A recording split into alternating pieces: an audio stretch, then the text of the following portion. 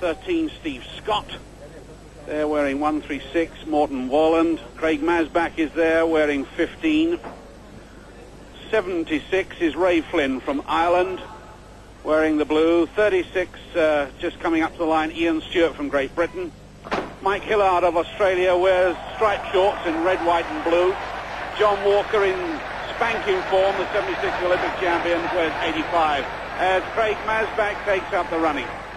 Looks like Morton Wallen, one of the Norwegians behind him, but suddenly down the back straight, Walker goes and he takes Scott with him, and Fricker goes. Fricker, a tall man wearing yellow, ginger-haired, wearing 24. Mark Fricker from the United States, from Oregon State University, third in the NCAA 1500 meters.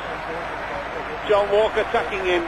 John Walker in very good form, and Steve Scott, who could pressure the world record, which stands at 3:47.33 to Sebastian Coe. He needs to be taken through good pace, and that may well be why Mark Fricker is taking them round at this pace now. Fricker leads from Walker, leads from Scott, from Flynn, Craig Masbach, and then Mark Hillard, and then Ian Stewart. 56 seconds at the first lap of this mile, and that's good pace indeed. Scott has proved recently that he's in brilliant form. He's run 64 sub-4-minute miles, second only to John Walker, who's run an incredible 70 sub-4-minute miles. So the two giants of miling, or two of the giants of miling, in the field together. John Walker pulling Steve Scott and Ray Flynn behind him, and they're being led round by this man Fricker.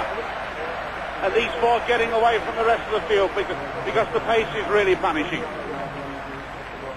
John Walker, now 30. Former world record holder for the mile, 3:49.7. He ran 3:49.5 at the Brisbane Games 2 weeks ago. Beaten by David Moorcroft, still to run this evening. Coming up with 2 laps to go, and still Fricker leads them on. 1:52.7, and the time is fast. Fricker, Walker, Scott, Flynn, Hillard, Masbach.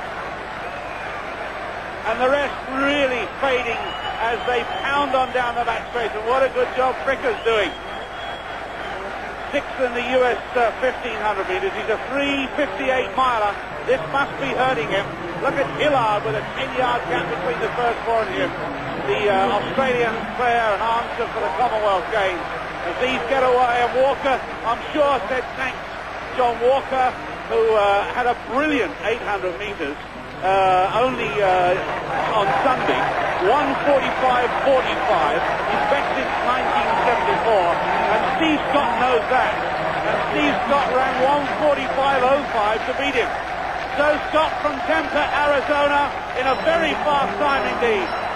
2:51.5 at the bell, and the man with the finishing pace moves to the outside of Walker. Walker, the giant from New Zealand, is overtaken by Scott of America. And the blue shirt there, Ray Flynn of Ireland, who's run 3:50.54. He goes with him, up to the shoulder of Walker, but Scott gets away.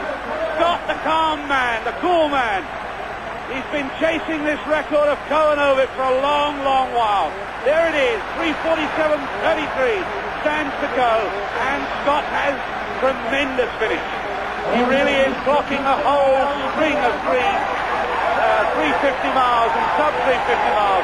Walker coming back at Flynn, but Scott gets away from the United States of America in cracking form, 3:47.33 to beat. And he's coming up to the line, and it's a brilliant run. It's a marvelous run, and he's just outside 0.3 of a second. He won't believe it when he knows what the time was.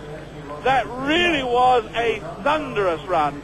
Ovett, remember, his fastest time, 3:48.40. Coe, 3:47.33. Now this man takes the second fastest time ever in the history of miling. Steve Scott, 26, United States of America, in spanking form.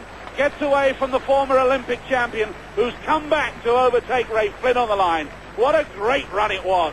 Had help over the first 800 meters, and then had to get away on his own, and it really was a tremendous run. And that record must now be vulnerable to this American. Steve Scott, a chance to talk to you at last. You've had a fabulous string of mile runs and 1,500 meter runs. Well done on that. And really, commiserations on missing that world record, because it's getting very close, isn't it? Yeah, it sure is. I'm used to it, though. In the 1500 last year in Koblenz, I missed it by 0.6, and indoors I've missed the record by, just a second or so. So it's not something I'm not used to handling. But you are